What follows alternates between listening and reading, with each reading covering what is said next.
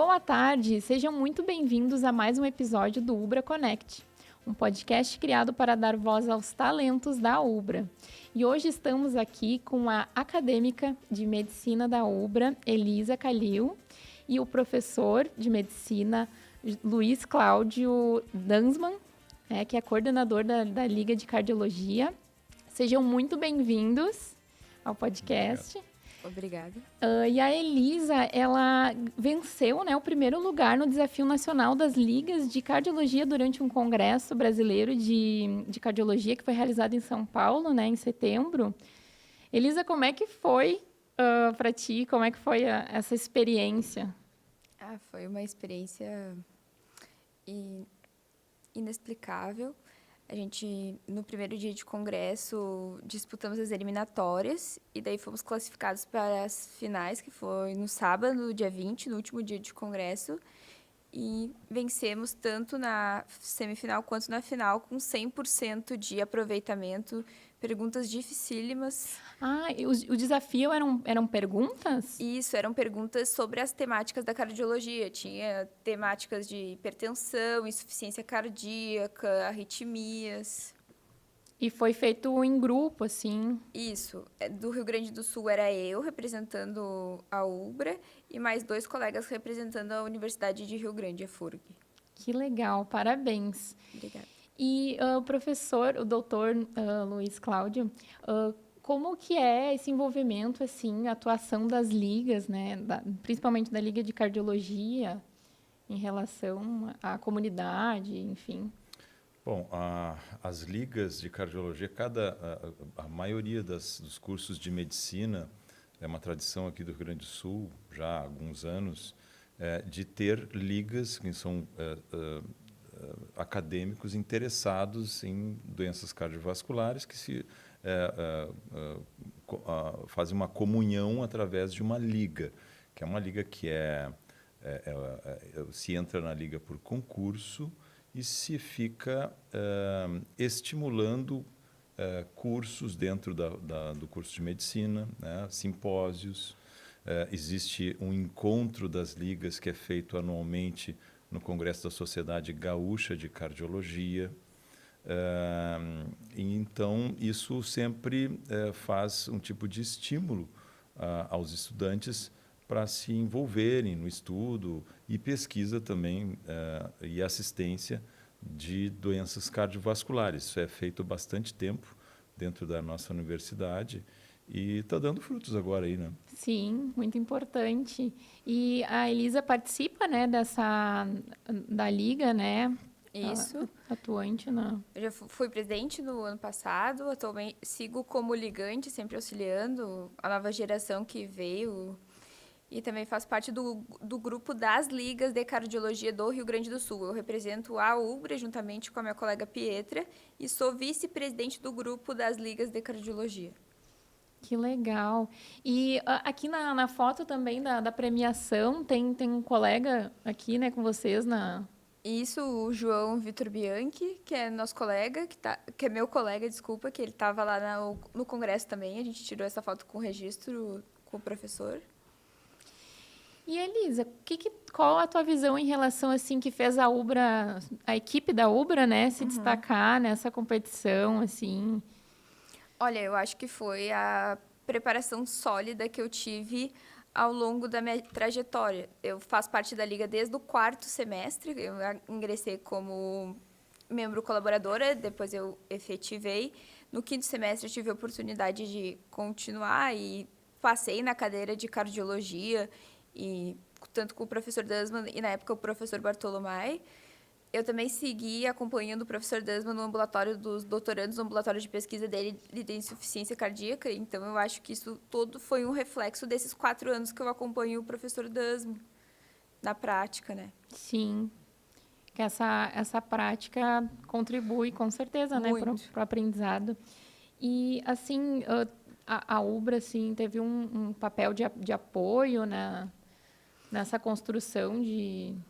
Com certeza, porque eu, junto com o professor, a gente eu participei de 2 projetos de pesquisa. Um que foi originado de um TCC, da época que o curso de medicina da UBRA tinha um TCC, e outro que foi um estudo multicêntrico, né, que é o Rosa dos Ventos, que é um estudo que é lá da Universidade Federal do Acre, e nós somos um centro do Rio Grande do Sul.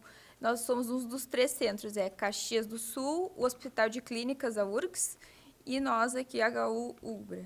E nós somos, eu acho que a gente empatou com clínicas, né, prof? Em termos de alocação de participantes para o estudo, né, de pacientes colocados no estudo, a gente foi bem feliz em número e qualidade dos dados também, né? Então, essas iniciativas assim, mostram a importância de o investimento em atividades extracurriculares, né? Porque isso é uma atividade extracurricular. Então, assim, acompanhar por gosto um ambulatório de assistência e pesquisa é uma das incumbências do ligante, né? Que é uma das possibilidades do ligante. Então, ele vai lá de uma maneira extraordinária e acompanha, atende pacientes, vai nas discussões dos casos, né? Então, a importância da atividade extracurricular é muito grande, né? A pessoa cresce, né?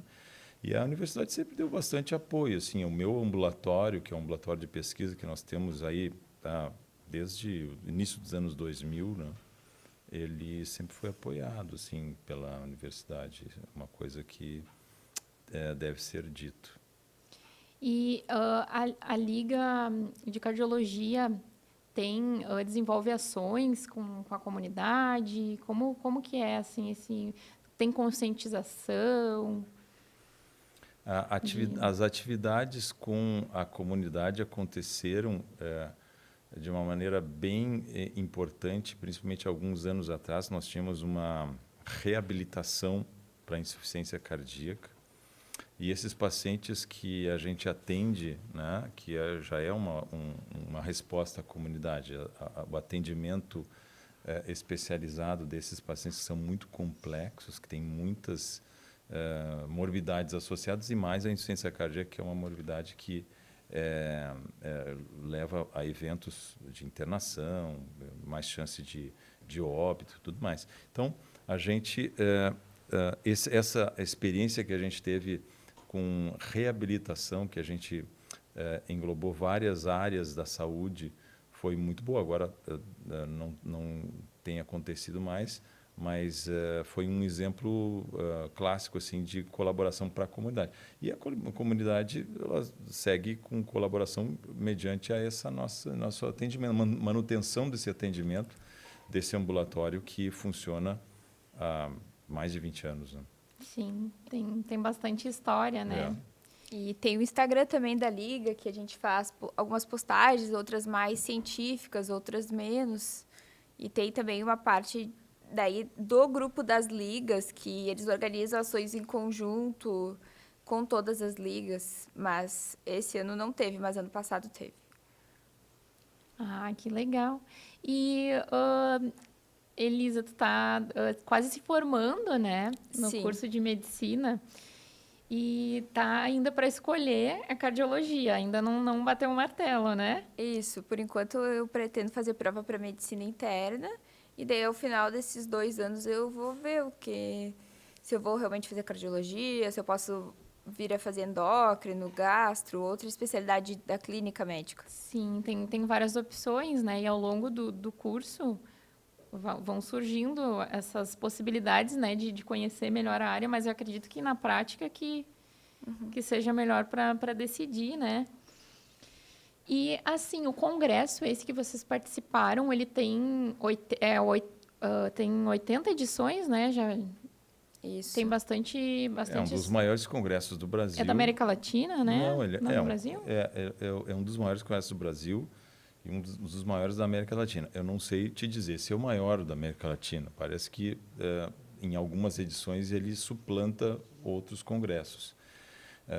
Em torno de 9 mil pessoas, 8, 9 mil pessoas que comparecem nesse congresso. E é um congresso oficial da nossa sociedade. Então, assim, momento científico mais importante assim para o cardiologista brasileiro. Tem uma ligação estreita assim com sociedades da sociedade europeia e a norte-americana, então se trocam membros das sociedades nos eventos deles e dos nossos. Então, é o mais importante congresso que temos. Muito interessante ter essa oportunidade, né, dos alunos da UBRA estarem presentes em eventos como esse. Bom, agora a gente vai ter que fazer um breve intervalo, né, e voltamos daqui a pouco com mais perguntas aqui para os nossos convidados.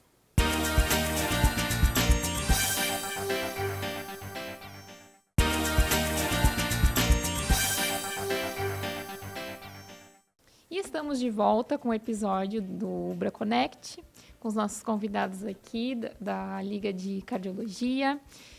E podemos falar, então, agora também sobre os egressos aqui da Ubra, né, que se destacam também no mercado atualmente.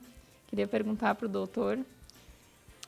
Bom, nós temos é muito gratificante, né? Porque no próprio congresso, o 80º Congresso Brasileiro de Cardiologia, tinham vários colegas ex-alunos que estavam vinculados de alguma forma ao grupo de investigação em ciência cardíaca ou da Liga de Cardiologia, que estavam protagonizando nesse congresso. Tem um dos nossos alunos, que é o Jefferson Vieira, que fez faculdade aqui, residência aqui, e depois foi para o Instituto de Cardiologia, INCOR, depois foi para Boston, foi para Harvard. Olha que legal! Voltou e é médico cardiologista transplantador de coração lá no Ceará, em Fortaleza, no Hospital Messejana.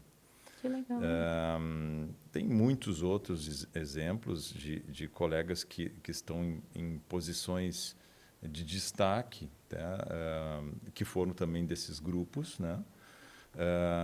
Posso dar um outro exemplo, por exemplo, a minha colega que faz parte do nosso núcleo de insuficiência cardíaca e transplante cardíaco lá da Santa Casa, que foi nossa aluna, que foi nossa residente aqui, hoje é minha colega lá no hospital, e muitos outros, o Lucas Pettersen, que é um colega nosso que atua lá no Hospital Moinhos de Vento, o Charles Stefani, que estava lá no congresso conosco, que é um colega lá do Moinhos de Vento também. Muitos colegas lá no Hospital da PUC, a Vanessa Grings, que é rotineira da UTI cardiológica do Hospital da PUC, também foi minha bolsista aqui de pesquisa, né? Todas essas pessoas, e posso estar me esquecendo de várias assim agora, quando se cita nome tem esse problema, né? Tiveram a experiência de iniciação científica, tiveram a oportunidade de vivenciar não só o ponto de vista da ciência, mas a interface disso com o atendimento médico, com a clínica, com a prática, isso tudo feito de forma extracurricular. É muito importante isso. Essa vivência, né? Essa prática. Exatamente. Então, são coisas que são evidências, né? São coisas que comprovam digamos assim, a validade de se fazer esse tipo de investimento de tempo. Além da camaradagem que se cria, né, com professores, o networking, né, se conhece muita gente. E uma coisa que eu estava falando até para a Elisa, não tinha no meu tempo. As pessoas ficavam nas suas universidades, lá, volta e meia, alguém saía, dava uma saída, mas não tinha isso, né? Isso hoje a gente consegue ampliar bastante. Então, os nossos regressos nos dão muita satisfação quando a gente enxerga em posições importantes assim e fazendo coisas novas, às vezes até melhor do que a gente. Isso é o Deve mais ser mais um bonito. orgulho imenso. Eu não vou falar orgulho, não é esse aí o sentimento. O sentimento é diferente. O sentimento é de satisfação. Satisfação. É felicidade e satisfação. Que legal. Tu te sente um pouquinho junto com a pessoa, né? Que faz parte daquela Claro, trajetória, faz né? parte daquela trajetória. Daí tu te lembra e tu aprende muito, né? Porque tu observa como que foi essa formação, as dificuldades que houveram e que foram superadas, e a gente aprende bastante. Então é um aprendizado para nós também. Então Sim. é bem gratificante. É uma troca que tem ganho para os dois lados, né? E acredito que também inspire os estudantes, né? Os acadêmicos atualmente, né? Que estão cursando a medicina, estão vendo para que caminho que vão, né? Acredito que seja bem interessante, né, Elisa? Conviver, conhecer esses colegas não, né? No caso, os egressos que já se passaram, né? Hoje são meus colegas, né? Isso. No caso, eu conheço a maioria dos que o prof falou e é muito gratificante a gente olhar assim e ver que a pessoa percorreu a mesma trajetória que eu tô percorrendo, né, de fazer a mesma faculdade, fazer o mesmo grupo de pesquisa e ver que a pessoa teve um sucesso e está bem colocada profissionalmente no seu futuro, né? Sim, deve ser muito inspirador, com certeza. E também, assim, no meio acadêmico tem a parte clínica ali, né? E a parte da pesquisa, que são totalmente diferentes, né? Elas se conversam, mas na prática, o estudante ter essa possibilidade de se testar no campo de pesquisa é importante também, né? É dali que surgem várias oportunidades de descobertas, né? Científicas. E aí eu gostaria que vocês contassem para a gente como que é essa parte, assim, dentro da Liga de Cardiologia e da medicina, enfim, de publicações de artigos. Faz parte de uma universidade ter um desenvolvimento de novos conhecimentos, não só se abordar coisas que já foram descobertas e tudo mais. E nesse contexto, assim, quando se entra em grupos de iniciação científica, se abre um novo horizonte. O horizonte é o seguinte: eu vou compreender como os dados são trabalhados, como os dados são coletados. Eu vou aprender a respeitar o paciente, que geralmente é o participante das pesquisas, é um paciente, né? Sim. E vou, nesse contexto aí, geralmente eu vou humanizar também. Porque, geralmente, uma abordagem clínica, quando se faz uma pesquisa clínica, a gente vai ter que atender esse paciente da melhor forma possível. Sim. Né? Da melhor forma possível, porque senão, em primeiro lugar, que o paciente pode não gostar e não querer mais ficar naquele ambiente. Naquele estudo? Naquele participar. estudo. Segundo lugar, é que a gente aprende pelas boas práticas clínicas, isso é exigido durante um processo de pesquisa, que tu siga boas práticas clínicas. Isso se traduz em resultado na assistência. Então, normalmente, se vocês forem ver pesquisadores que têm atividade clínica, eles são bons clínicos, né? Isso se traduz, então, para o aluno. O aluno acaba tendo tanto contato com aquelas boas práticas clínicas da pesquisa, que ele tem uma evolução na área clínica, de atender o paciente, na área de humanização também, né? Porque vem tudo como um conjunto. Então, assim, não existe uma dicotomia quando a pesquisa é uma pesquisa clínica. Então, a coisa vai toda junta. Mas, claro, se aprende tecnicamente outras coisas e que facilitam depois no dia a dia. Eu acho que a Elisa podia nos dar um parecer dela em relação à participação de produção de comunicação científica para um congresso, para um artigo. Podia, de repente, dar a tua opinião aí também. Experiência, né? Eu concordo com o que o professor falou. Eu acho que a gente melhora muito. É muito diferente a gente estar no livro e depois estar na prática. Eu pude fazer 2 estudos, um que a gente tinha um protocolo que a gente montou e outro que era um protocolo bem mais exigente, porque ele era um estudo multicêntrico. E para mim foi muito enriquecedor, assim, a gente vê as diferentes realidades, pacientes que entendiam, pacientes às vezes que não compreendiam a sua doença, pacientes que tinham oportunidade de ter tratamentos melhores, pacientes que não tinham oportunidade de ter tratamentos melhores. E foi muito gratificante que a gente pôde levar isso para os congressos, né? O que seria estudo multicêntrico? Normalmente, um estudo clínico ele aumenta a sua validade se ele é feito da mesma forma em vários ambientes, em várias regiões. Ah, sim. E com amostragens com diferentes. amostragem calculada suficiente, ou seja, tem que ter um número suficiente de participantes. E quando ele é feito só num centro, ele pode ter um erro, um viés do próprio centro. Então, pode ser não extrapolável aquele resultado. Quando ele é feito em vários centros ou multicêntrico, né, isso se dilui bastante. Então, as possibilidades de vieses se diluem bastante. Então, esse é um estudo multicêntrico, né? Então, pode ser um estudo multicêntrico de observação ou pode ser um estudo multicêntrico de intervenção, de algum tratamento novo, alguma coisa nesse gênero, né? Então, é isso que ela está falando. Ela participou de um multicêntrico e de um estudo nosso aqui da universidade, que era para ver a validade interna, né? Para ver um cenário do próprio ambiente que a gente atua. E o multicêntrico está olhando para detalhes nacionais, né? Sim. E esse estudo era sobre, traduzindo assim, tirando... Pode falar o termo técnico, mas para a gente entender. Sobre insuficiência cardíaca. O nosso daqui era a análise dos ambulatórios dos pacientes da população de Canoas. E o multicêntrico, ele era pacientes que eles tinham que ter uma fração de ejeção menor que 50%. Que a fração de ejeção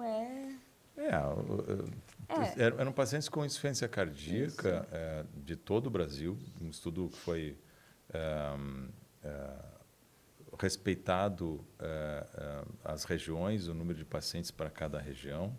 E o nosso estudo aqui foi um estudo bastante interessante, porque ele via adesão ao tratamento em insuficiência cardíaca e os problemas relacionados à adesão, né, que alguns deles era o fornecimento de medicamentos, né, que tornava a aquisição muito mais cara e aí o paciente muitas vezes não conseguia ter acesso a esses medicamentos, que são medicamentos importantes. Então, a gente viu isso acontecendo e fomos registrar isso com instrumentos, né, tecnicamente, cientificamente já validados para esse tipo de pergunta, né, de aderência ao tratamento, adesão ao tratamento.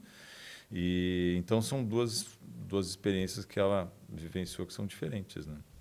Sim, mas são muito importantes esses estudos, né, que têm um impacto direto, acabam tendo um impacto direto na vida das pessoas, né, da comunidade, enfim, para a sociedade, né, que afeta a saúde, enfim, muito relevantes, então, para os dois lados, tanto para o acadêmico quanto para a sociedade. E, Elisa, qual foi a premiação mesmo aqui, o primeiro lugar do Desafio dos Acadêmicos? Bom, eu ganhei o congresso do ano que vem, que vai ser o Congresso Brasileiro, juntamente com o Congresso Mundial de Cardiologia no Rio de Janeiro. E ganhei hospedagem e passagem junto. Olha só! E meus colegas que disputaram comigo, a Laís e o Oscar, também ganharam. Todos vão participar, então, do ano que vem. Sim. E, então, vão ter novas oportunidades aí, né, de networking, de conhecimento. Isso. E nessa fase final do curso, né? Para ti já está quase se formando. Sim.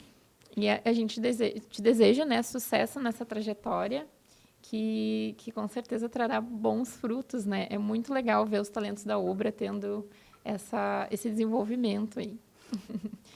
E também eu queria entender quais foram os artigos. Esse estudo que vocês comentaram foi publicado?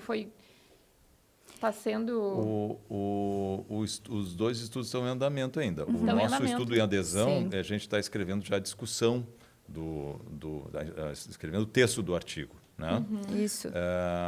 E o do Rosa dos Ventos, que é um estudo multicêntrico, ainda está em análise, né? Então, pararam de coletar dados e está sendo analisado. E a gente pode, daí, propor, inclusive, perguntas de pesquisa para o banco de dados. Então, isso a gente pode trabalhar mais nisso durante vários meses. Sim. Então, mas a gente publicou alguns artigos juntos, né? Sim. E Esse ano a gente publicou um de ultrassom à beira-leito na abordagem do clínico no consultório, né? Um artigo muito interessante. que gerou um podcast da própria sociedade, Que legal. parecido com esse, né? A gente também publicou uma revisão de cardiomiopatias infiltrativas em 2023. E agora a gente vai publicar esse capítulo de livro que vai sair agora, vai estar vendo na Amazon a partir da semana que vem, que ele é sobre disfunção endotelial. Um tipo de insuficiência cardíaca Um provoca tipo? um tipo de disfunção do vaso. E o livro todo é sobre disfunção desse tipo de disfunção de vasos, Que né? legal. Então, a gente está participando desse também.